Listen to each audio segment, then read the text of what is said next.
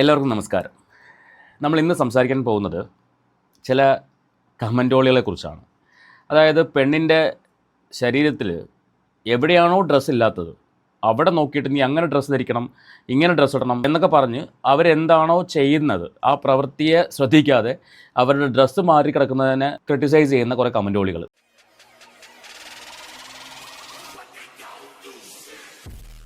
എന്താ സംഭവം ചോദിച്ചു കഴിഞ്ഞാൽ, റീസെൻ്റായിട്ട് വന്നൊരു ഇൻ്റർവ്യൂ ആണ് 1-to-1 ടോക്ക് ചാനലിൽ നമ്മുടെ കലാഭവൻ നവാസിക്കയുടെ ഫാമിലിയെ വെച്ചിട്ട് ഒരു ഇൻ്റർവ്യൂ. ഫാമിലി എല്ലാവരും ഇല്ല, മോനും അതുപോലെ തന്നെ നവാസിക്കയുടെ ഉപ്പയും നിർത്തിക്കൊണ്ട് ഒരു ഇൻ്റർവ്യൂ വന്നിട്ടുണ്ടായിരുന്നു. ആ ഇൻ്റർവ്യൂ വരാനുള്ള കാരണം നമുക്ക് എല്ലാവർക്കും അറിയാം. പ്രകമ്പനം എന്ന് പറയുന്ന സിനിമ ഇപ്പോൾ റിലീസായി. നവാസിക്ക അവസാനമായിട്ട് അഭിനയിച്ച സിനിമയാണ്. അപ്പോൾ ആ സിനിമയിൽ അദ്ദേഹത്തിൻ്റെ അഭിനയം കാണാൻ വേണ്ടി ഫാമിലി തിയേറ്ററിൽ വന്നിട്ടുണ്ടായിരുന്നു. അതിനുശേഷം മീഡിയക്കാർ രഹനത്തോട് സംസാരിക്കാൻ വേണ്ടി ചെന്നു. അവർ താല്പര്യമില്ല സംസാരിക്കാൻ എന്ന് പറഞ്ഞിട്ട് മാറി നിന്നു. അതേക്കുറിച്ച് നമ്മൾ ഇന്നലെ ഒരു വീഡിയോ ചെയ്തിട്ടുണ്ടായിരുന്നു. ഇതിപ്പോൾ ഈ 1-to-1 ടോക്ക് ചാനലിൽ ആങ്കർ നവാസിക്കയുടെ വാപ്പയുടെ അടുത്ത് പോയിട്ട് സംസാരിക്കുന്നതാണ്. അപ്പോൾ ഇവിടെ പ്രശ്നം എന്താണെന്ന് ചോദിച്ചു കഴിഞ്ഞാൽ, ഇവരുടെ ഡ്രസ്സ് സ്ലീവ്ലെസ് ആയിപ്പോയി. ഇതാണ് പ്രശ്നം. നമുക്കെന്തായാലും ആ വീഡിയോ ഒന്ന് കണ്ടു നോക്കാം. ചില ഏരിയകളിൽ മാത്രമാണ് അവരെ പോലും കാണിക്കുന്നത്, ആങ്കറിനെ പോലും കാണിക്കുന്നത്. ബാക്കി ഫുള്ള് സംസാരിക്കുന്നത് ഈ നവാസിക്കയുടെ ഉപ്പയും അതുപോലെ തന്നെ മോനൊക്കെയാണ്. ഇവരങ്ങനെ അധികം കാണിക്കുന്നു പോലുമില്ല.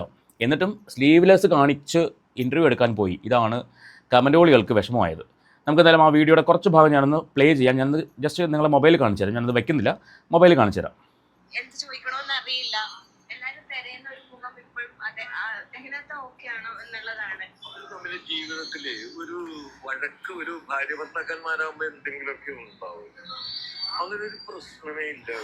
ഓക്കെ, ഇത്ര പോർഷനാണ്, ഇത്രയും ഭാഗം പോലെ ഇതുപോലുള്ള ഭാഗമാണ് അവരെ കാണിച്ചേക്കുന്നത്. അതായത് കൈയുടെ ഇവിടം വരെ അവർ കാണുന്നുള്ളൂ. സ്ലീവ്ലെസ് ധരിച്ച് യാത്ര ചെയ്യുന്നത് പ്രശ്നമാണോ, അല്ലെങ്കിൽ ഒരു ഇൻ്റർവ്യൂ എടുക്കാൻ പോകുന്ന പ്രശ്നമാണോ? ഇതിനകത്ത് വന്ന കമൻറ്റുകൾ എന്ന് പറയുന്നത് ബഹുരസമാണ്. എനിക്ക് തോന്നുന്നു ഏതൊരു പ്രോഗ്രാമിന് പോകുന്ന വഴിക്ക് ഇവരെ വിളിച്ച് അറിയിച്ചിട്ട് ഇവർ ആ ഏരിയ കൂടെ പോയതുകൊണ്ട് ഇൻ്റർവ്യൂ എടുക്കാൻ വേണ്ടി കയറിയതായിട്ടാണ് എനിക്ക് തോന്നുന്നത്. നോർമലി ഇവരുടെ ഇൻസ്റ്റാഗ്രാം കയറി നോക്കിക്കഴിഞ്ഞാൽ അറിയാൻ പറ്റും. ഓൾമോസ്റ്റ് എല്ലാ ഫോട്ടോസും കണ്ടു കഴിഞ്ഞാൽ ഇതുപോലെ സ്ലീവ്ലെസ് ഇട്ട ഡ്രസ്സ് തന്നെയാണ് ഇവർ ധരിച്ചിരിക്കുന്നത്. അപ്പോൾ ഇവരുടെ ഒരു കോമൺ ഡ്രസ്സിങ് പാറ്റേൺ ആണത്. സോ ഇവിടെ ചെന്ന് ഇത്രയും പ്രായമുള്ളൊരു മനുഷ്യൻ്റെ മുന്നിൽ സ്ലീവ്ലെസ് ഇട്ട് പോയത് എന്താ പ്രശ്നം? എന്താ? അല്ലെങ്കിൽ പ്രായം കുറഞ്ഞ ഒരാളുടെ മുന്നിൽ പോയാൽ എന്താ പ്രശ്നം? എന്താ? ഈ ഒരു സാഹചര്യം പോലും മനസ്സിലാക്കാത്ത എന്തിനു വേണ്ടിയുള്ള ഇൻ്റർവ്യൂ ആണ് അവരെടുക്കുന്നത്? ആ ഇൻ്റർവ്യൂ കാണാനോ അല്ലെങ്കിൽ അതിൽ പറയുന്ന കാര്യങ്ങൾ കേൾക്കാനോ അല്ല താല്പര്യം. ആങ്കർ എന്ത് ഡ്രസ്സ് ഇട്ടിരിക്കുന്നു, കൈ കാണുന്നുണ്ടോ, കാല് കാണുന്നുണ്ടോ, ഇതൊക്കെയാണ് ഇവന്മാർ നോക്കുന്നത്. ഞാൻ ആ കമൻറ്റുകളൊന്ന് വായിച്ചു തരാം. അവതാരിക മാന്യമായ വസ്ത്രം ധരിക്കുക. നിൻ്റെ വീട്ടിൽ നിന്നാണല്ലോ കൊണ്ടു കൊടുക്കുന്നത്. ഡ്രസ്സ് ഇടുന്നത് ശരീര വടിവ് കാണിക്കാനാണ്, ശരീരത്തിൽ വേണ്ടത് മറയ്ക്കാനല്ലല്ലോ. ലജ്ജയില്ലാത്ത കൂട്ടർ. ആ അവതാരികയുടെ വേഷം മാന്യമാക്കാമായിരുന്നു. ഇത്രയും പ്രായമായ ഒരു മനുഷ്യനല്ലേ, അവസരങ്ങൾ നോക്കി വേണം വേഷം തിരഞ്ഞെടുക്കാൻ. കല്യാണത്തിനല്ല പോകുന്നതെന്ന് ഓർക്കണം. ഞാനിവിടെ ഈ ആങ്കറുടെ ഭാഗത്താണ്. കാരണം ഒരു അവതാരക എന്ന് പറയുമ്പോൾ, അല്ലെങ്കിൽ ഒരു അവതാരകൻ എന്ന് പറയുമ്പോൾ, അവർക്ക് എപ്പോഴാണ് എവിടെ വെച്ചിട്ടാണ് ഒരു ഇൻ്റർവ്യൂ ചെയ്യേണ്ടി വരിക എന്ന് പറയാൻ പറ്റില്ല. ഞാൻ ഈ ബൈറ്റ് എടുക്കാൻ പോകുന്ന ഓൺലൈൻ മാധ്യമങ്ങളുടെ കാര്യമല്ല പറഞ്ഞത്, ഇൻ്റർവ്യൂ എടുക്കാൻ പോകുന്ന ആൾക്കാരുടെ കാര്യമാണ്. ചിലപ്പോൾ അത് ഇവർ യാത്രയുടെ ഇടയ്ക്കായിരിക്കും. ഞാൻ ഇൻ്റർവ്യൂ എടുത്തിട്ടുള്ളതുകൊണ്ട് ഞാൻ ഈ പറയുന്നത്. 1-2 ഇൻ്റർവ്യൂസ് ഞാൻ എടുത്തിട്ടുണ്ട്. ചിലപ്പോൾ പെട്ടെന്നായിരിക്കും വിളിച്ച് പറയുന്നത്, അത് ഇന്നടുത്ത് ഒരു ആളെ ഇൻ്റർവ്യൂ എടുക്കണം എന്ന് പറയുന്നത് പെട്ടെന്നായിരിക്കും. അപ്പോൾ ആ ഒരു ചാനലിൽ വർക്ക് ചെയ്യുന്ന ഒരു റെപ്രസെൻറ്റേറ്റീവ് എന്ന നിലയ്ക്ക് അവിടെ പോകേണ്ടി വരും, ഈ ഇൻ്റർവ്യൂ എടുക്കാൻ വേണ്ടി പോകേണ്ടി വരും. അപ്പോൾ ഇവർ അങ്ങനെ ഒരു യാത്രയ്ക്കോ ഒരു ഫംഗ്ഷനോ പോകുന്ന വഴിക്കായിരിക്കാം ഇവർക്കൊരു കോൾ വന്നിട്ടുണ്ടാവുക. ഇവർ ഇമ്മീഡിയറ്റ് ആയിട്ട് അവിടെ എത്തിയിട്ടുണ്ടാവുക.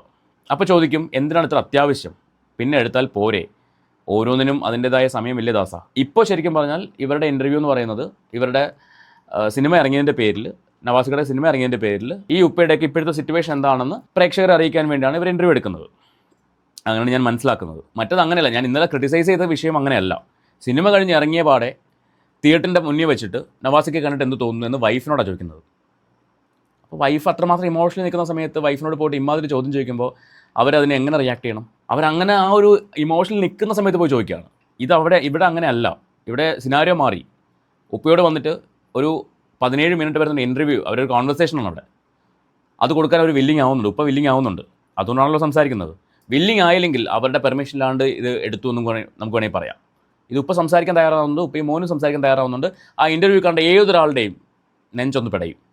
കാര്യം എനിക്കൊന്ന് മണിച്ചേട്ടൻ മരിച്ചതിന് ശേഷം ഏറ്റവും കൂടുതൽ ആളുകൾ സങ്കടപ്പെട്ടത് നവാസിക്കയുടെ മരണം കണ്ടിട്ടാണ്, എൻ്റെ ഒരു അറിവ് ശരിയാണെങ്കിൽ. അപ്പോൾ അങ്ങനൊരു വ്യക്തിയുടെ ഫാമിലി സംസാരിക്കുന്നത് കാണാൻ ആൾക്കാർക്ക് താല്പര്യം ഉണ്ടാവും. അതുകൊണ്ടാണ് ഇവർ ഇൻ്റർവ്യൂ ആയിട്ട് ചെയ്യുന്നത്. വെറുതെ മറ്റേ ഞഞ്ഞാമുഞ്ഞ ബൈറ്റ് എടുക്കുന്ന പോലെ അല്ല ഇത്.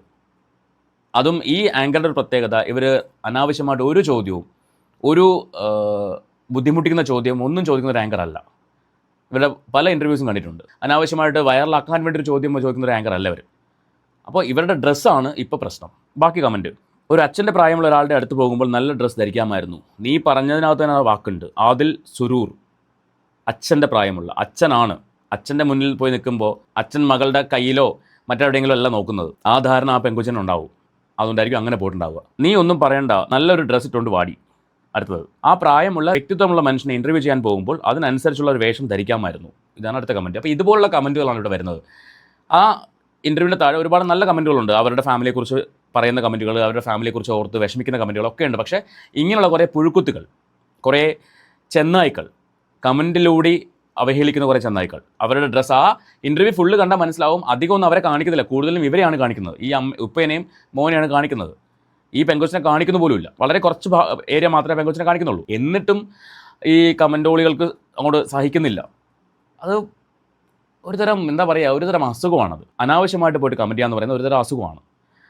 അതിന് മരുന്നില്ല മക്കളെ, പറയാതിരിക്കാൻ നിവൃത്തിയില്ല. കാരണം അവർ പറയുന്ന കാര്യങ്ങൾ ശ്രദ്ധിക്കാതെ ഈ ഡ്രസ്സ് നോക്കിയിരിക്കാൻ കാണിച്ച നിൻ്റെയൊക്കെ മനസ്സ്, അല്ലെങ്കിൽ ആ ആങ്കറുടെ കയ്യിലേക്ക് നോക്കിയിരിക്കാൻ കാണിച്ച നിൻ്റെയൊക്കെ മനസ്സ് ജീർണിച്ച മനസ്സെന്ന് വേണമെങ്കിൽ പറയേണ്ടി വരും. ജീർണിച്ച മനസ്സ്, അല്ലെങ്കിൽ ജീർണത പിടിച്ച മനസ്സ് എന്ന് പറയേണ്ടി വരും. ഇതിന് പ്രത്യേകിച്ച് മരുന്നൊന്നുമില്ല.